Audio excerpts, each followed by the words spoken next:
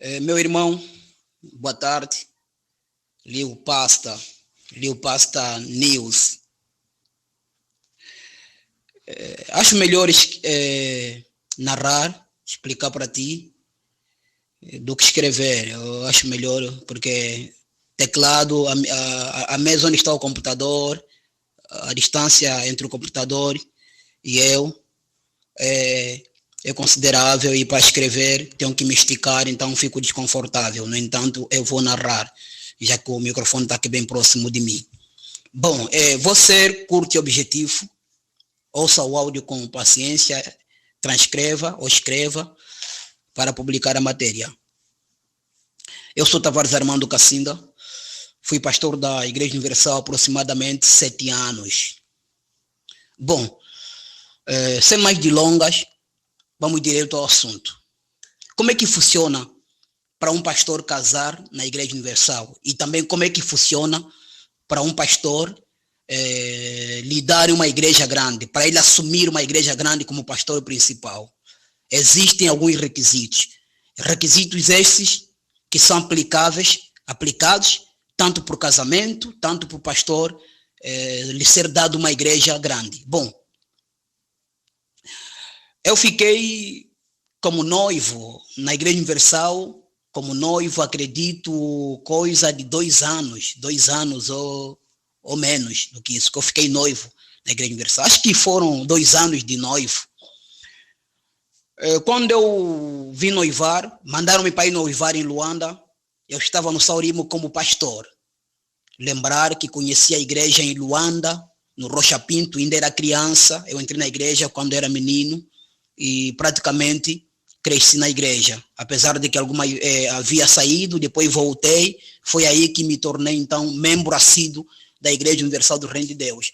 Aquela sede de ganhar almas, aquela sede de pregar o evangelho, mediante aquilo que nós líamos na Bíblia, que os apóstolos deixaram de ser pescadores de peixe para seguirem a Cristo, fazerem a obra de Deus. Então isso inspirou-me no intuito que a chama ardente, aquele desejo, aquela vontade de pregar o evangelho nascia cada dia no meu coração.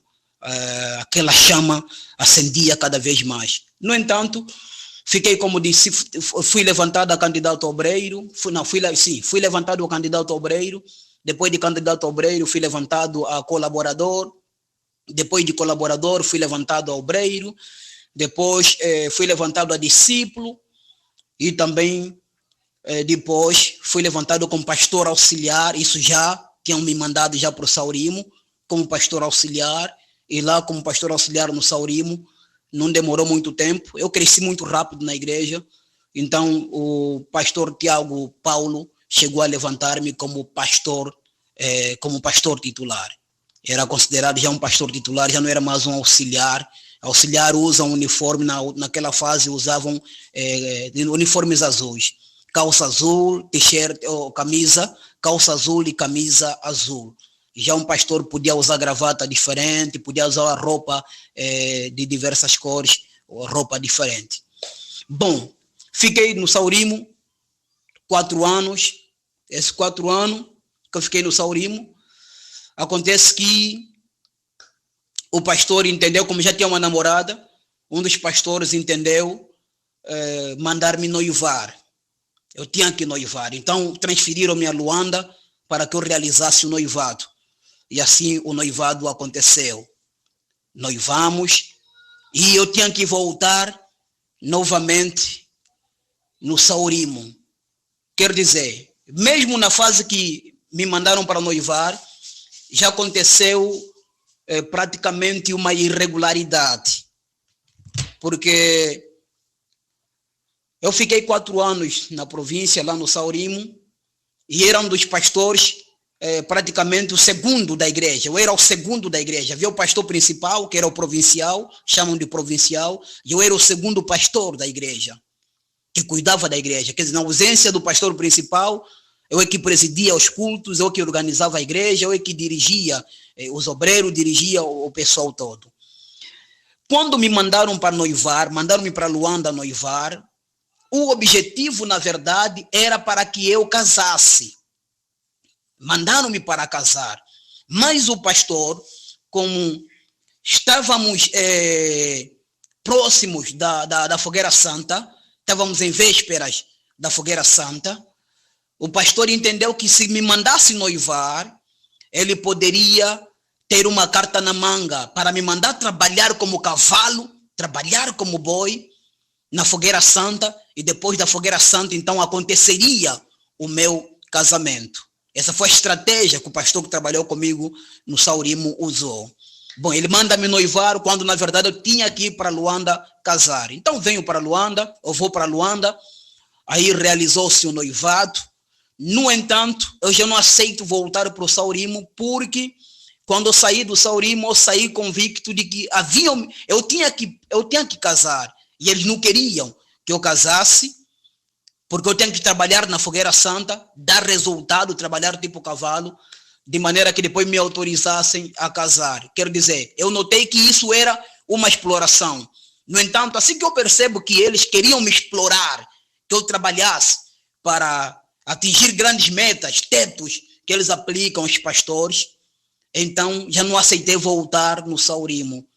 O pastor ligou, lembro-me muito bem, o pastor ligou para mim, fazendo ameaças. Se você não voltar para o Saurimo, você está fora da obra. Eu disse para o pastor, eu não tenho medo de estar fora da obra, até porque eu já estou mesmo hospedado na casa dos meus tios, na casa dos meus familiares. Estou aqui com as minhas malas na casa dos meus familiares. Se vocês acham que eu deva sair fora, devo ser mandado embora, para mim não tem problema nenhum. Desliguei o telemóvel. E eu já, a partir daquele momento, me considerei que eu já não fazia parte do corpo de membros de pastores, do corpo de pastores da Igreja Universal, porque o pastor ligou para mim fazendo ameaças. Você vai sair fora da obra, se você não voltar no Saurimo, você sai fora da obra. Eu disse, não volto. Se for para voltar no Saurimo, para me explorarem, eu não volto mais. Bom, e no fim do dia, quando o pastor havia ligado para mim, eram por aí, acredito que eram por aí, era no período da manhã, 9, 10 horas que ele ligou para mim. No fim do dia, 16, 17 horas, o mesmo pastor volta a ligar para mim, dizendo que, olha, você foi transferido, já não virás para o Saurimo, agora vais para o Zambaum trabalhar com o pastor Maurício. Serás o segundo pastor do pastor Maurício. Vai para lá trabalhar. Pega as tuas malas agora mesmo, vai lá no pastor Maurício. Então, eu peguei minhas malas, e fui lá, fui no Zambaum, lá na igreja. Cheguei, encontrei o pastor Maurício, nos cumprimentamos. Inclusive, o pastor Maurício já me conhecia, porque na fase que eu estava no Saurimo, o pastor Maurício estava na igreja do Lucapa.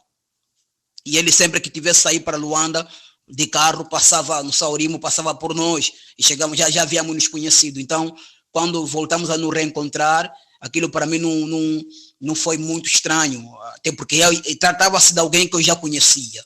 Bom, foi aí que no Zambaum comecei a trabalhar com o pastor Maurício, fomos dando duro, trabalhando. Depois o pastor Maurício foi trocado, substituíram o pastor Maurício, mandaram outro pastor, mandaram um pastor que estava num dos países francófonos. Depois esse pastor saiu, mandaram o pastor Isaac Graciano, que por sinal também considero ele um irmão por afinidade, é alguém que eu tenho muita consideração. Trabalhei com o pastor Isaac também no Zambaum. Depois do pastor Isaac, mandaram o pastor Pedro. Pastor Pedro, boa gente também, o indivíduo é boa gente, tratou-me muito bem enquanto estive lá como pastor. Com o pastor Pedro, aí havia necessidade, então, ele achava das duas umas, ou ele tinha que me abençoar, me mandando casar, ou então tinha que me abençoar, me indicando na reunião de pastores para que eu assumisse uma das igrejas boas, e depois naquela igreja boa, e aí então eu consegui casar. Das duas, eram duas opções que o pastor Pedro tinha, ou me mandar casar, ou então me indicar uma igreja para que eu liderasse uma igreja, porque naquele momento eu trabalhava com ele como segundo pastor. Acontece que havia chegado a Fogueira Santa, que é a galinha de ouro, de ovos, a galinhas de ovos de ouro do Bispo Edir Macedo, que é a campanha de maior arrecadação de dinheiro na Igreja Universal. É uma grande, uma grande campanha de exploração religiosa. Aí acontece que surge a Fogueira Santa, o pastor entregou envelopes no povo, plantou envelope a todo o povo, deu envelope a toda a igreja, e no dia, ou seja, ele deu envelope a toda a igreja e deu uma meta, estipulou um dia que o povo poderia trazer os seus sacrifícios, quer dizer, as suas ofertas, os valores monetários, aquilo que lhes doía, o seu tudo, naquele envelope, num dia determinado. Ele estipulou o dia. No dia X, vocês vão trazer os vossos sacrifícios. Bom, acontece que a campanha da Fogueira Santa ela tem duração, algumas vezes, de um mês. Vive-se a campanha durante um mês. Então, o pastor, em vez de dar um mês, ele deu, tipo, 15 dias ou 20 dias. Daqui a 20 dias, vocês têm que trazer os vossos sacrifícios. Ele usou uma sabedoria, né? Acho que é sabedoria. Usou sabedoria porque ele sabia que nesses 20 dias ainda restariam 10 dias para que o Tavares Armando trabalhasse. Então, ele já deu o envelope, havia dado o envelope a todo mundo para que eles fizessem o sacrifício na Fogueira Santa. As pessoas, no dia que depositaram, num dia determinado, chegaram à igreja, depositaram seus sacrifícios no altar, e aí o pastor entra comigo no escritório e diz: olha, a primeira fase da campanha da Fogueira Santa já foi realizada. A primeira fase eu realizei. Agora tu vai realizar a segunda fase da Fogueira Santa. Isso já é irregular, isso já é crime, porque na Igreja Universal não se pode fazer duas Fogueiras Santas no mesmo mês ou na mesma época. A Fogueira Santa é feita 2 vezes por ano. Mas tem igrejas que fazem a Fogueira Santa 3, 4 vezes por ano. As pessoas usam astúcias.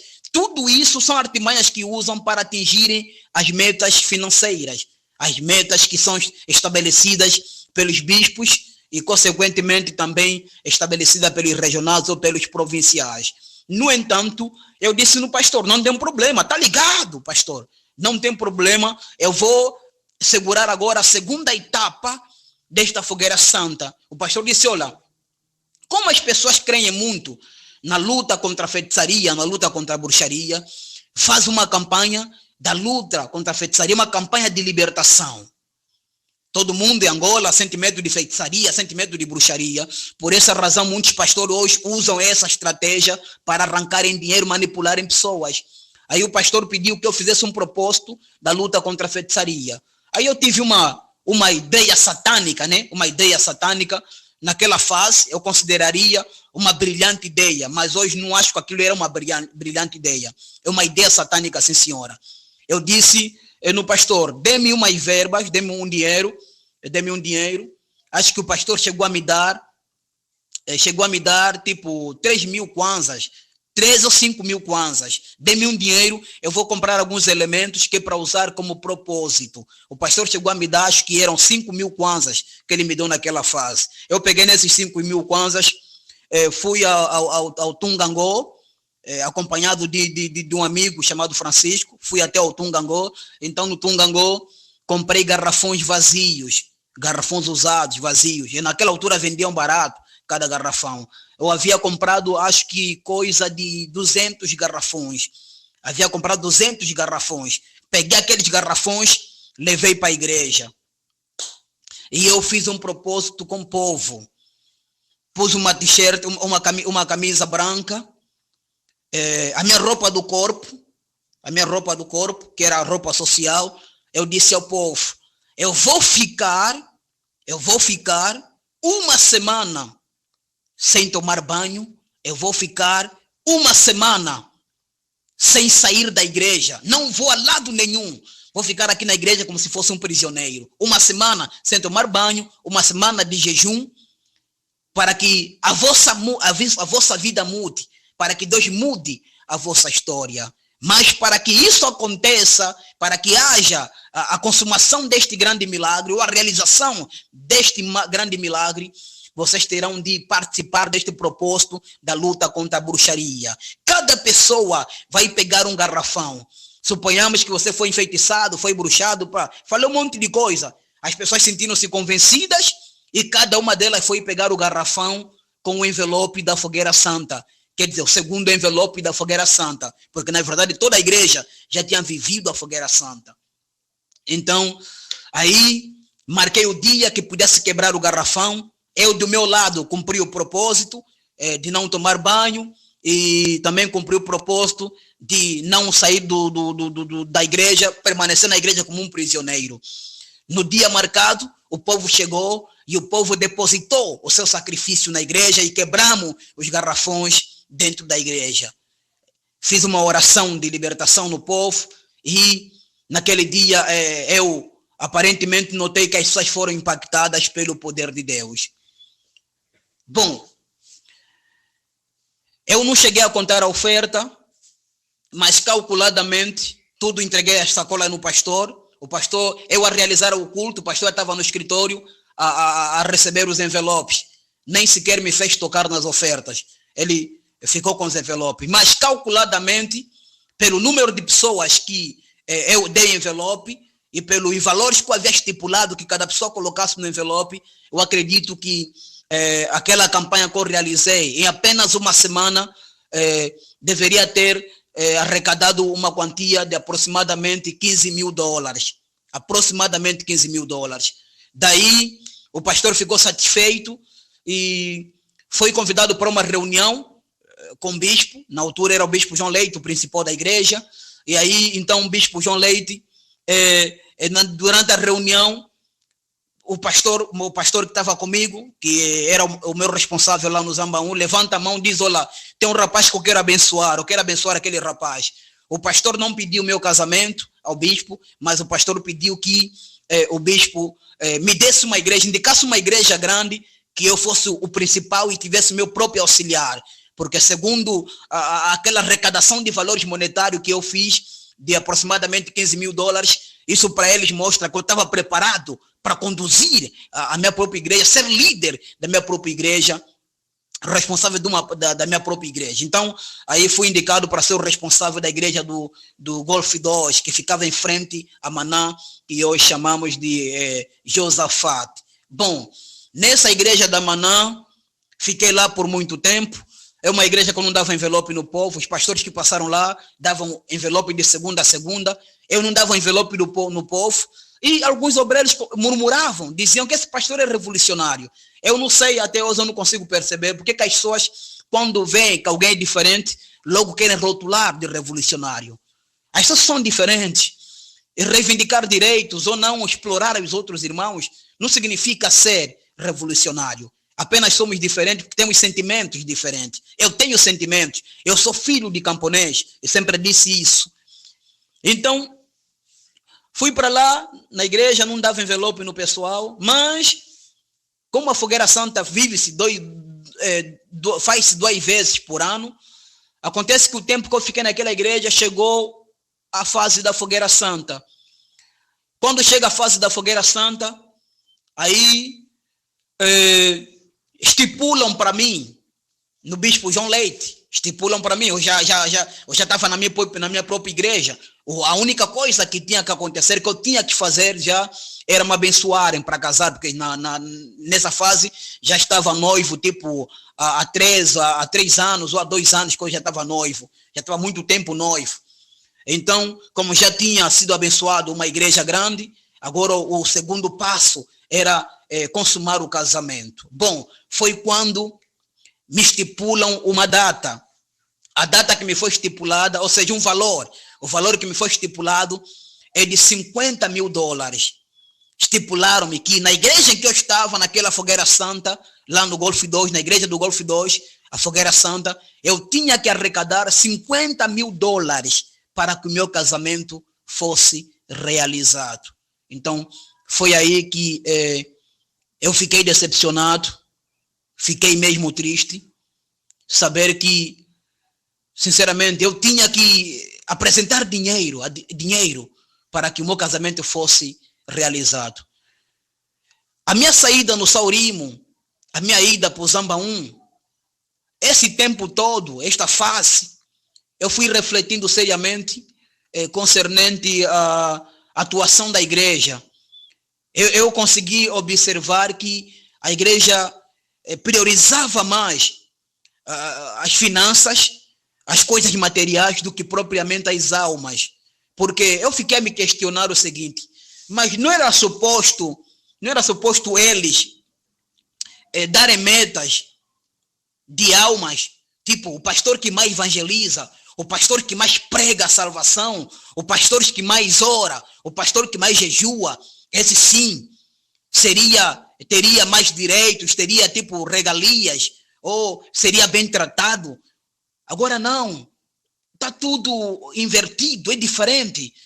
O pastor pode ouvir kuduro dentro do altar ou na igreja. Por exemplo, eu convivi com um pastor que ouvia kuduro dentro da igreja, um dos pastores, e esse pastor, por sinal, arrecadava bem dinheiro, valores monetários, era um bom arrecadador de dinheiro e era bem tratado, tratavam com reverência.